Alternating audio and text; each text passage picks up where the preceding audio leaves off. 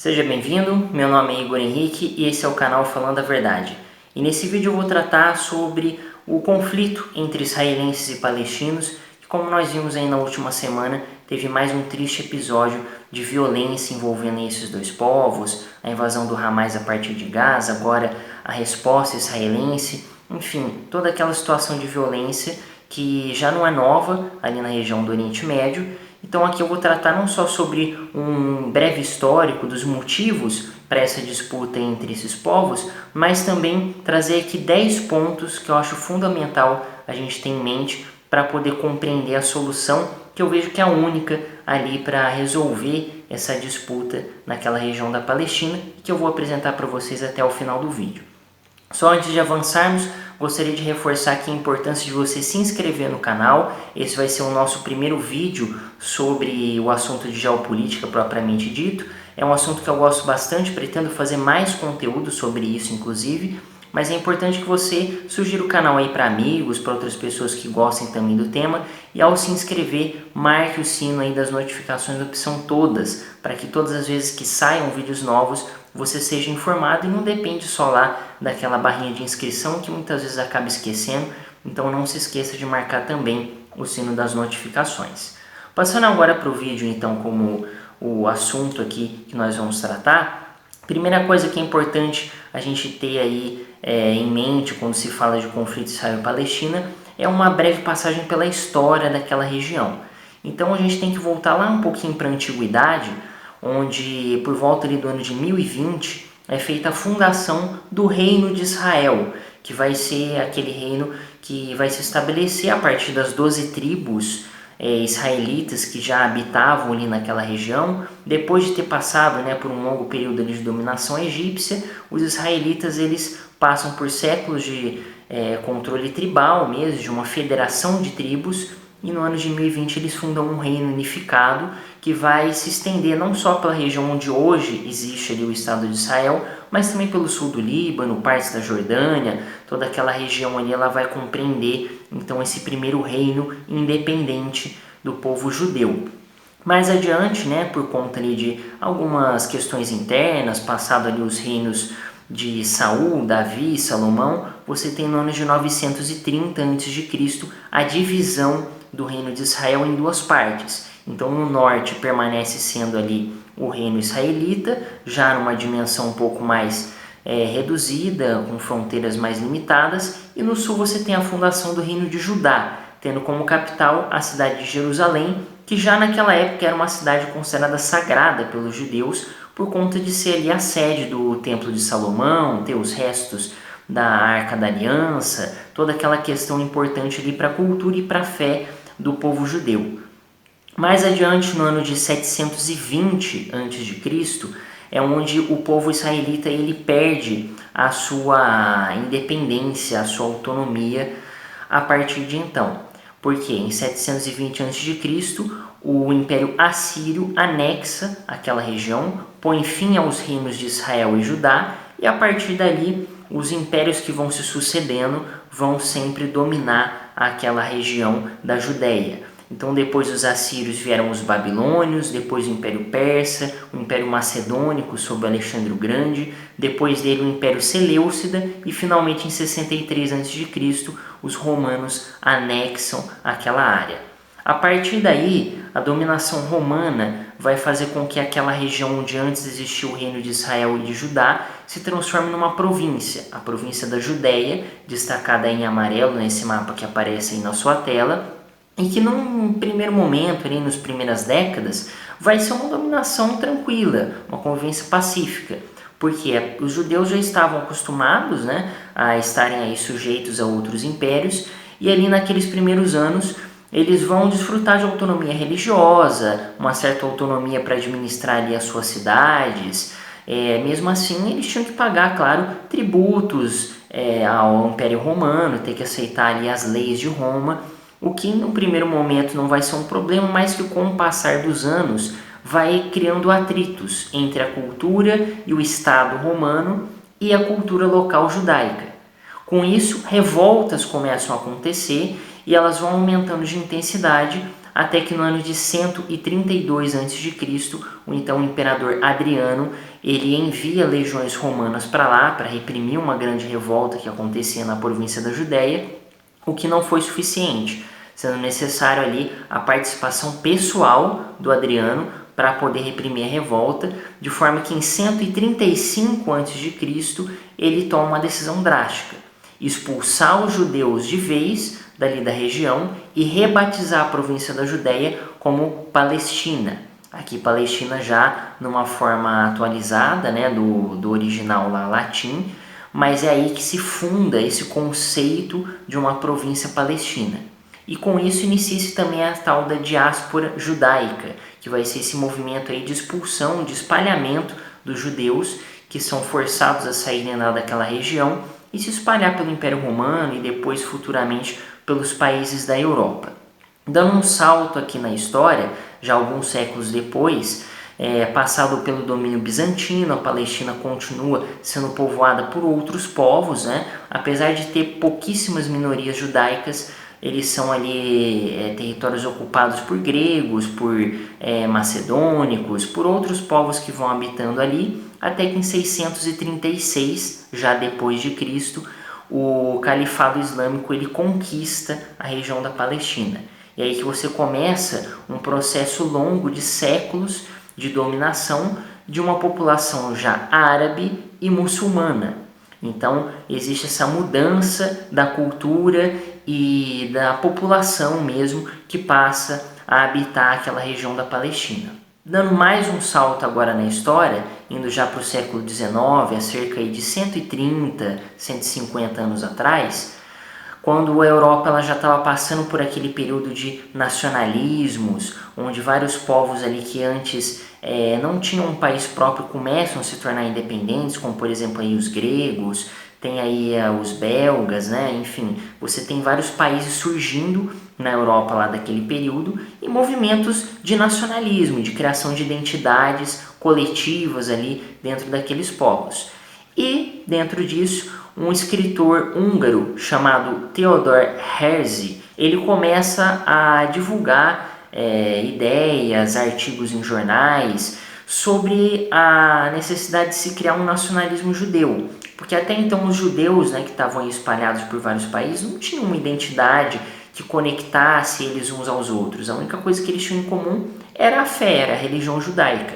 Fora isso, você tinha judeu alemão, tinha judeu espanhol, judeu inglês, enfim, eles estavam espalhados ali pela Europa toda. E aí o Theodor Herzl, ele fala que havia chegado a hora de se criar um nacionalismo judaico, de você ter ali uma nação para os judeus, porque eles consideravam diferentes daqueles outros povos com os quais eles conviviam. E é a partir daí que ele funda um movimento chamado Movimento Sionista, que vai dar origem depois à Organização Sionista Mundial, que tinha por objetivo justamente fazer essa divulgação dessas ideias e tentar criar um Estado, um país próprio ali para os judeus. Com essa ideia aí em mente, né, e já divulgando aí para todos os lados, o Herzl ele vai criar uma conferência que ela vai se chamar ali de Primeiro Congresso Sionista, que vai se dar na cidade suíça da Basileia, já no ano ali de 1897. E nesse congresso são divulgadas ali duas ideias, duas linhas de pensamento. A primeira, a tentativa de você começar a partir dali a fazer uma espécie de lobby com os políticos dos países europeus para tentar negociar com eles alguma ilha, algum território desabitado, onde os judeus eles pudessem fundar do zero um país próprio. E uma outra linha, que vai ser inclusive a mais defendida pelo Theodor Herzl, vai ser a de que os judeus eles deveriam ir para o território da Palestina, que era o território de origem do povo deles, para ali então fundar a sua nação. Nessa época, a Palestina ela fazia parte do Império Otomano, que havia se estabelecido por ali há muitos séculos, né? E que, claro, apesar de você já ter algumas minorias judaicas que ainda viviam ali pacificamente, pagavam tributos para o Império Otomano, aquela região continuava sendo habitada por uma maioria de árabes muçulmanos. E a ideia, então, segundo essa teoria aí do Herzl e de muitos que participaram lá do Congresso da Basileia, seria que os judeus eles começassem a imigrar lá para a região da Palestina, para a província que na época era chamada de Mutasarifado de Jerusalém. Mutasarifado aqui no caso era uma divisão administrativa que tinha um governo mais militar, e essa era a condição que a Palestina se encontrava lá naquela época. Então, a partir daí, já no comecinho do século XX, você já tem algumas primeiras migrações de judeus que saem da Europa, de diversos países, e começam a se estabelecer, comprar terrenos, criar fazendas e assentamentos lá nesse Mutasarifado de Jerusalém, nesse território aí otomano. Com a Primeira Guerra Mundial e a derrota do Império Otomano aí para os aliados, né, o que acontece é que essa região aí que fazia parte então da Palestina, ela vai ser ocupada pelos britânicos. E aí no ano de 1917 eles fundam ali o que seria chamado de um mandato britânico da Palestina. Depois que acontece então esse protetorado britânico, a imigração de judeus sionistas, que já acontecia desde antes, ela vai se intensificar ainda mais. E num primeiro momento tem um certo apoio também ali dos britânicos, né, que não viram problema na chegada desses judeus, mas isso começa a mudar a configuração da população que habita a região da Palestina. Apesar de ainda serem minoritários, os judeus eles vão crescendo em número, e isso vai começando a criar alguns atritos, de forma que já na década de 1930 você tem ali já movimentos terroristas mesmo, tanto árabes quanto judeus, que começam a se enfrentar, não só entre si, mas também começam a se opor, a lutar contra o protetorado britânico. E isso vai gerando uma série de guerras, de conflitos ali internos, que fazem um desgaste muito grande na dominação britânica. Assim, passado a Segunda Guerra Mundial, no ano de 1947, os britânicos eles resolvem abandonar o protetorado ali da Palestina, que era uma área problemática, não trazia nenhum tipo de interesse mesmo ali para os britânicos, e assim eles convocam a ONU para que eles tracem uma solução ali para aquele problema da Palestina. É aí que então, inspirados na divisão da Índia, né, que havia sido feita ali há pouco tempo atrás, onde com a retirada dos britânicos lá da Índia, eles criaram 2 estados, um para os hindus e um para os muçulmanos, sendo aí a fundação da Índia e do Paquistão, respectivamente. Eles vão tentar fazer a mesma coisa na Palestina. Então, eles criam um mapa, né, de uma divisão ali da Palestina em 2 estados. Um estado judeu, representado aí em azul nesse mapa, e um estado árabe muçulmano, representado aí no caso em laranja. Sendo que a cidade de Jerusalém, que era considerada sagrada tanto por judeus quanto por muçulmanos, ficaria ali destacada, né, no caso ali em amarelo, ela seria uma cidade internacional, que ficaria sob uma espécie de administração da ONU ali, de alguma forma, que se arranjaria para que não ficasse em nenhum dos 2 territórios, né? Seria uma cidade compartilhada ali para os 2 e para o mundo todo. Os israelenses, né, no caso ali, os judeus, eles vão concordar com essa divisão. Ela vai levar em conta a presença da maioria ali de judeus naquele território, né, da maioria de árabes em outros. Então os judeus eles concordam. Nós queremos então seguir essa divisão aí da ONU. E em 1948 é fundado então o Estado independente já agora de Israel. Só que a parte árabe ali da Palestina não aceita essa divisão, assim como os países vizinhos. E assim, em 1948, um dia depois da fundação do Estado de Israel, os árabes declaram guerra contra o Estado israelense. E ali acontece então o primeiro enfrentamento mais direto entre países no conflito entre árabes e israelenses. Essa vai ser então a primeira guerra árabe-israelense, também conhecida como Guerra de Independência, aí por parte de Israel, e que vai lutar sozinho, né? Apesar de ter algum apoio ali do Ocidente, dos Estados Unidos principalmente, eles lutam sozinhos. Do outro lado, uma coligação de países árabes, representados em bandeiras da época, que vão ser o Egito, Iraque, Síria, Transjordânia, Arábia Saudita e também o Iêmen. Apesar de ser uma situação ali bastante inesperada, depois de alguns meses de luta, os israelenses saem vitoriosos. e com isso já se tem ali uma mudança daquela configuração que tinha sido desenhada em 1947 pela ONU.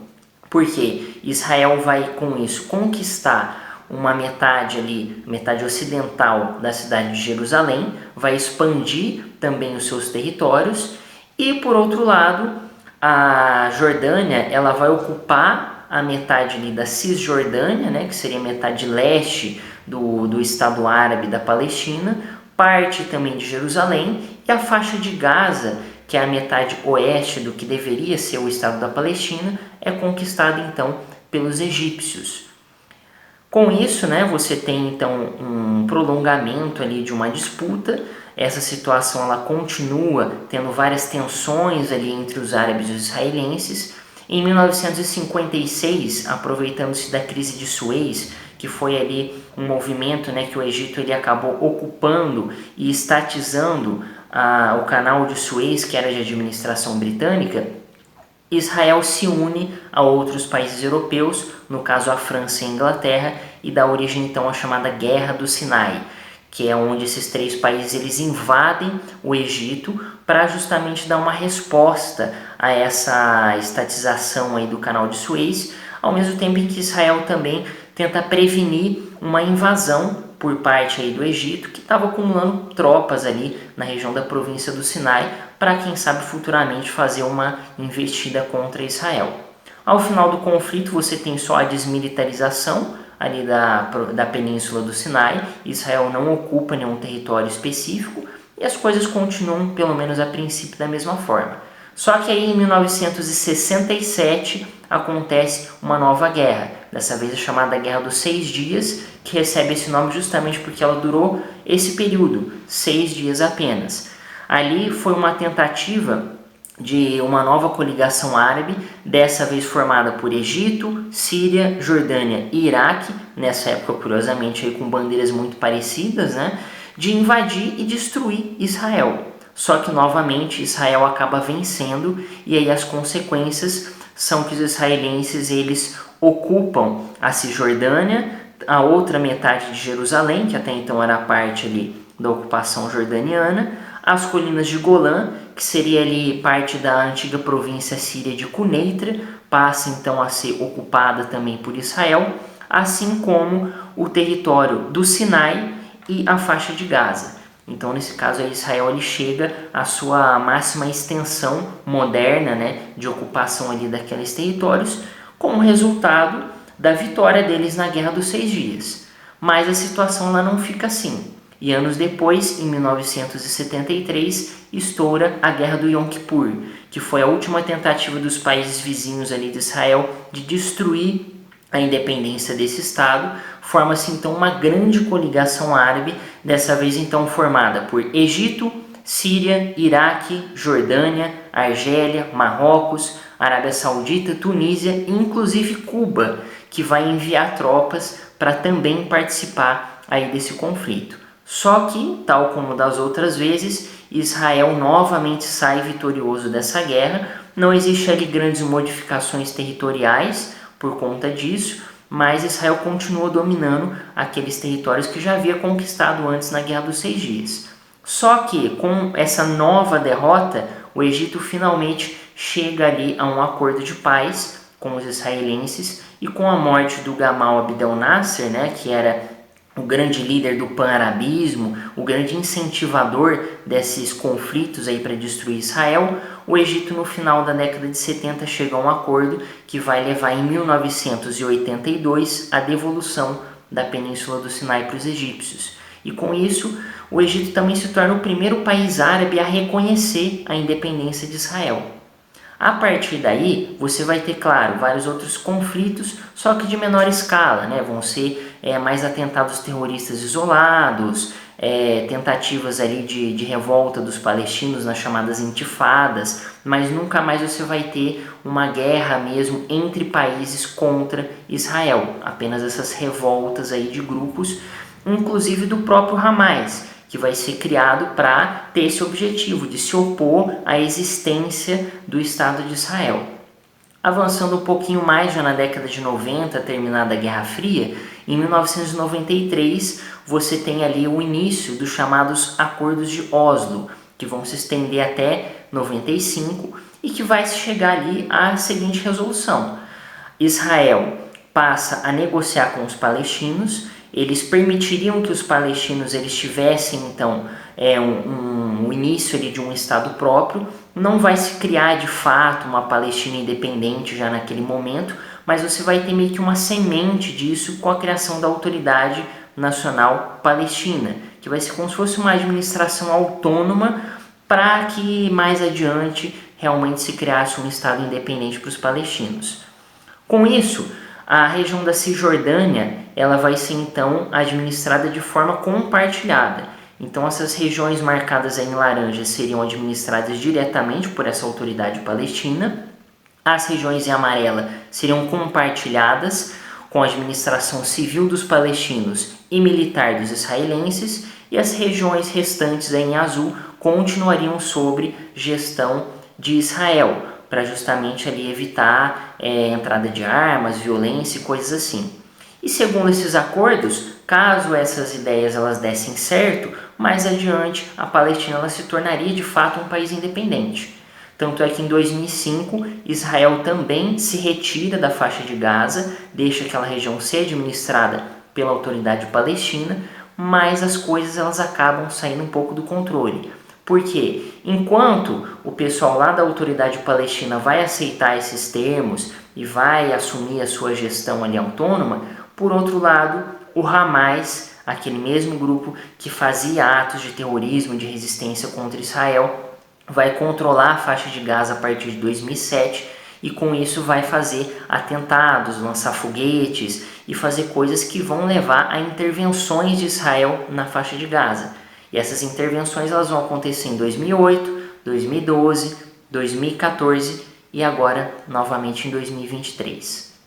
Então você vê que na verdade a Palestina ela nunca existiu como um estado independente. Ela deixou de ser ali um território administrado pelos britânicos, depois passou a ser territórios ocupados, né, tanto pelo Egito quanto pela Jordânia, e finalmente territórios ocupados por Israel, que após os acordos de Oslo tiveram ali uma administração meio autônoma apenas em áreas da Cisjordânia, mas no caso aí da região da faixa de Gaza ficou sob o controle do Hamas, passando aí por intervenções de Israel sempre em resposta a ataques desse grupo.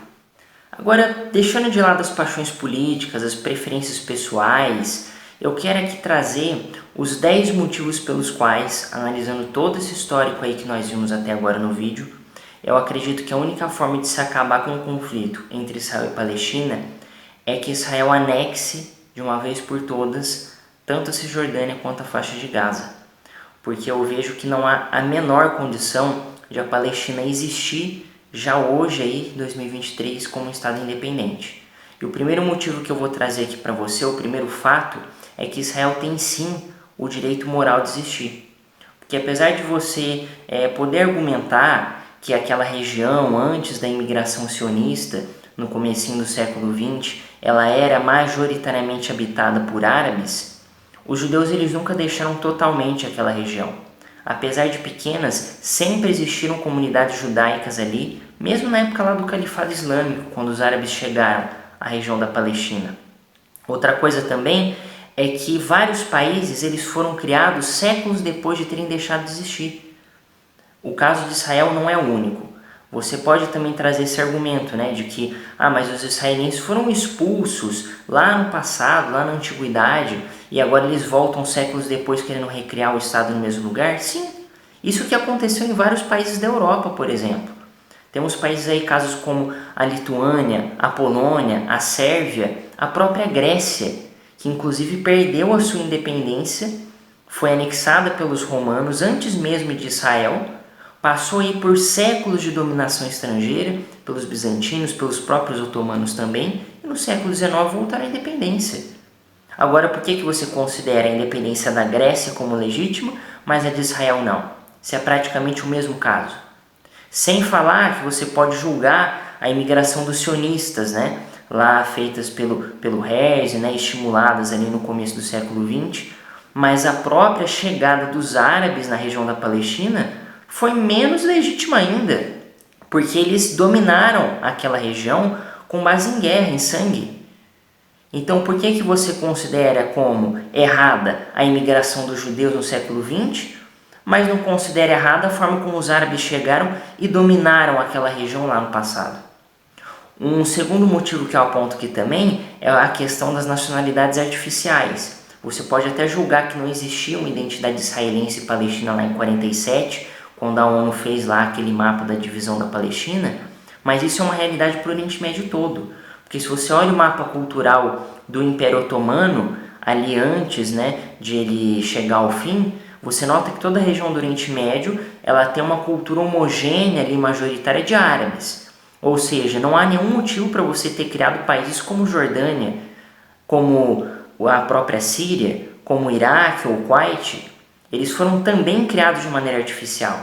Então essa questão que você pode lançar contra Israel, ela serve para qualquer outro país ali da região do Oriente Médio.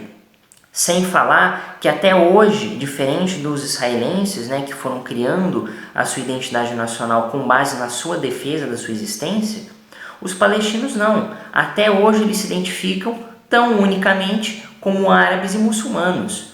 Não existe ali um traço de identidade comum que una e diferencie os palestinos por si só. Um terceiro motivo também que eu apresento aqui para o meu argumento é que Israel conquistou a sua independência. Eles conquistaram a sua liberdade de maneira legítima a partir do momento em que eles venceram todas as guerras em que os árabes tentaram extinguir a independência de Israel. Se você for pensar, Israel tem a mesma legitimidade que outros tantos países que lutaram pela sua independência, como o caso dos Estados Unidos, como o caso do México, da própria Grécia ou da Turquia ao final da Primeira Guerra Mundial, que teria perdido ainda mais território se não tivesse lutado em uma guerra de independência. Então, no caso aqui, Israel foi atacado diversas vezes pelos seus inimigos, venceu todas as guerras e com isso ganhou a sua legitimidade. Outra coisa também, a própria luz do direito natural, principalmente para você que talvez possa ser libertário e esteja assistindo o vídeo, a gente sabe que o direito sobre um território, ele é determinado a partir do momento em que você defende, delimita e prospera uma determinada região, um determinado território. E foi isso exatamente o que Israel fez. Se defendeu de todos os ataques que sofreu, delimitou as suas fronteiras e prosperou as suas terras. Hoje Israel continua sendo o país com a economia mais próspera e estável de todo o Oriente Médio. O quarto motivo que eu apresento aqui também em favor do meu argumento é que todas as tentativas de acordo e autonomia oferecidas por Israel aos palestinos, inclusive com mediação internacional, falharam. Inclusive a própria retirada de Israel ali da faixa de Gaza em 2005, ao invés de trazer a possibilidade de negociação de paz, de diminuir as tensões, pelo contrário, só aumentou. Porque a gente viu aí que os ataques do Hamas se intensificaram a partir de 2005 e que as intervenções de Israel na região, elas são recorrentes desde 2008 para cá.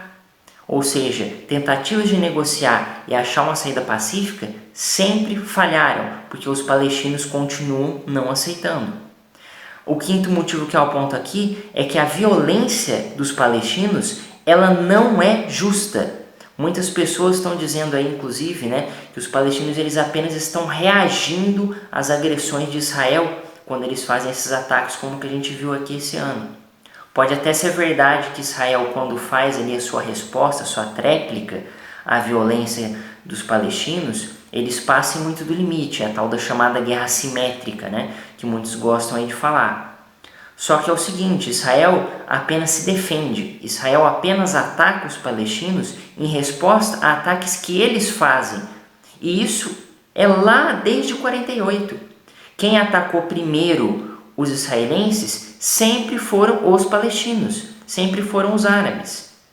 E outra coisa, quando o Hamas ele faz os seus ataques, ele nunca ataca alvos legítimos, porque mesmo dentro da guerra você tem que ter um mínimo de honra, um mínimo de limites para não acabar na selvageria. E o que a gente viu é que o Hamas não respeita esses limites.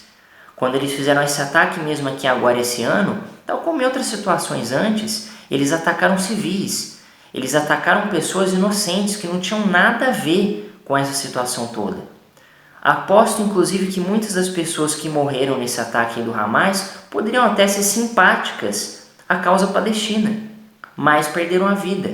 Porque ao invés de o Hamas e os palestinos eles atacarem alvos legítimos, como bases militares, como forças além dessas forças aí de fronteira, atacar políticos, alvos aí prédios do governo, não, eles atacam cidades, eles atacam pessoas inocentes, saíram às ruas aí matando civis que achavam pela frente. Então a forma como os palestinos lutam a sua guerra está muito longe de ser apenas uma resposta legítima. Isso aí são sim atos claríssimos de terrorismo. Um sexto motivo também importante de nós pensarmos aqui é que os palestinos eles são incapazes de conviver pacificamente. Vamos novamente voltar lá para 47. Eu inclusive também discordo. Eu acho que foi um erro ter sido feita aquela divisão lá pela ONU em 1947. Mas quem discordou e partiu para cima em uma guerra foram os árabes. Os israelenses já estavam satisfeitos com as fronteiras limitadas que foram feitas lá pela ONU no passado. Quem sempre ataca são os árabes. E no caso aí os palestinos eles continuam apegados àquela ideia de voltar às fronteiras do passado, de destruir Israel totalmente. Eles nunca têm um ponto de concordância. Eles continuam apegados a um fanatismo religioso. Muitos, inclusive o próprio Hamas, ele vê a guerra e a destruição contra Israel como uma guerra santa. Ou seja, eles ainda não foram capazes de construir uma identidade própria como nação para além do sentimento de vingança, de revolta, de revanchismo. Sem falar que os palestinos eles não se entendem entre si mesmos. Como é que eles querem construir um Estado próprio, independente, se os palestinos da faixa de Gaza não se entendem nem com os palestinos da Cisjordânia? Se o Hamas ele rejeita o governo da autoridade palestina, se eles entraram em guerra civil lá em 2007, quando o Hamas tomou o controle da faixa de Gaza. Um sétimo motivo que eu aponto aqui também é que Israel não pode ser destruído. É impossível destruir o Estado de Israel. Porque eles têm não só a economia mais forte, acesso a recursos para poder investir na sua defesa, como tem o apoio das principais potências do mundo, não só os Estados Unidos, mas a maioria dos países do Ocidente. Eles têm acesso a um exército mais moderno, mais bem preparado de todo o Oriente Médio e são um país nuclear. É um país que tem armas nucleares à sua disposição. É impossível você destruir um país que tem esse tipo de arsenal nas mãos. Outro motivo, o oitavo já aqui do vídeo, os países árabes, eles desistiram da causa palestina. Isso fica muito claro, porque cada vez mais você percebe países árabes que reconhecem a independência de Israel. Começou lá com o Egito, lá atrás, nos anos 70, no acordo lá para retomar a Península do Sinai. Agora, com a administração do presidente Trump, você teve mais países que reconheceram também a independência de Israel. E até poucos dias antes desse último ataque agora do Hamas em 2023, a Arábia Saudita, junto com alguns outros países, também estava negociando mesmo o reconhecimento da independência israelense. E isso porque, além de eles terem percebido que várias guerras foram travadas no passado e mesmo assim os israelenses continuam independentes, que não adianta você continuar insistindo nesses conflitos, os países árabes ao redor eles notaram que eles têm uma ameaça muito maior, que é a competição por influência com o Irã.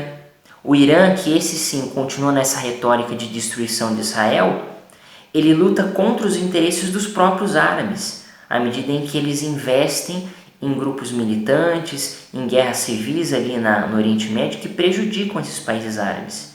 Sem falar que eles notaram que eles têm muito mais a ganhar negociando com Israel e reconhecendo a independência de Israel do que o contrário. Já o nono motivo desse vídeo é que os árabes eles vivem muito melhor em Israel do que fora dele. E isso é muito claro.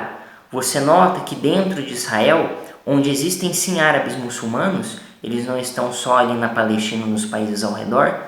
Os árabes que vivem dentro de Israel, apesar de algumas limitações, de alguns questionamentos, eles têm muito mais acesso à prosperidade, à oportunidade de melhorar de vida, a justiça, o acolhimento e a tolerância da sociedade israelense.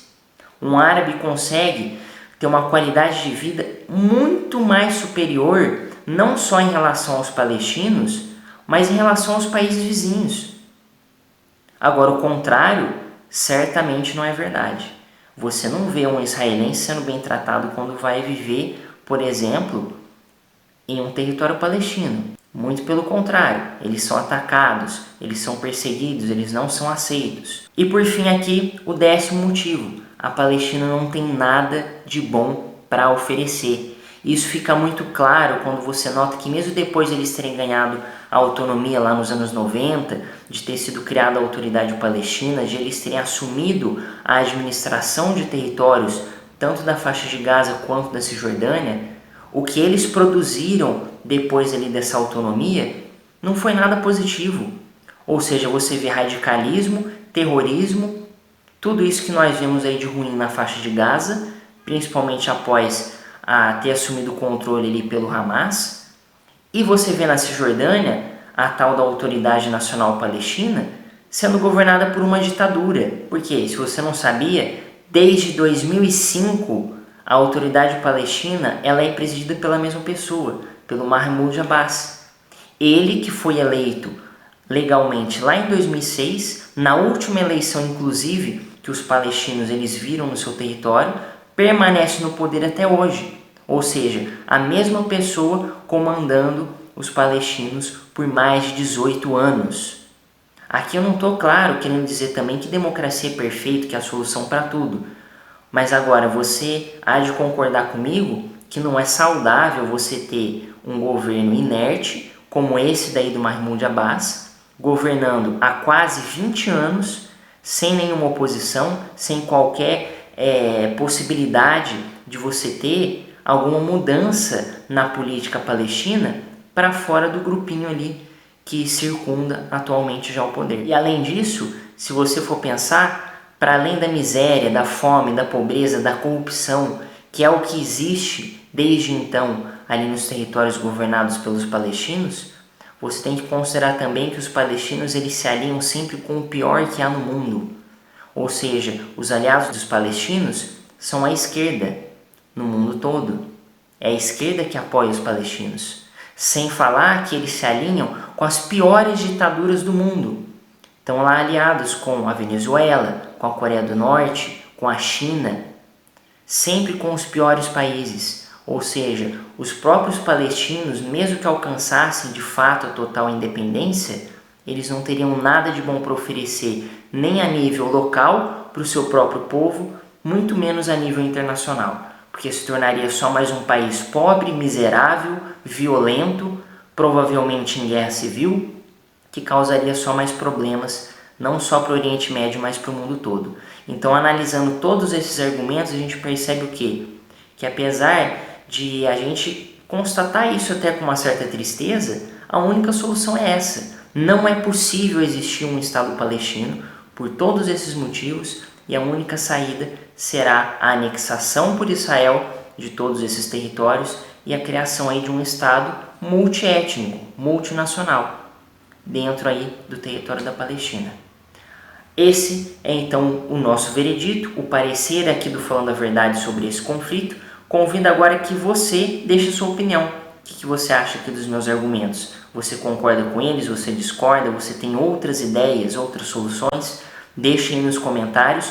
Não se esqueça de se inscrever aqui no canal Falando a Verdade para divulgar os nossos vídeos, nossos conteúdos. E sinta-se sempre muito bem-vindo aqui ao nosso canal.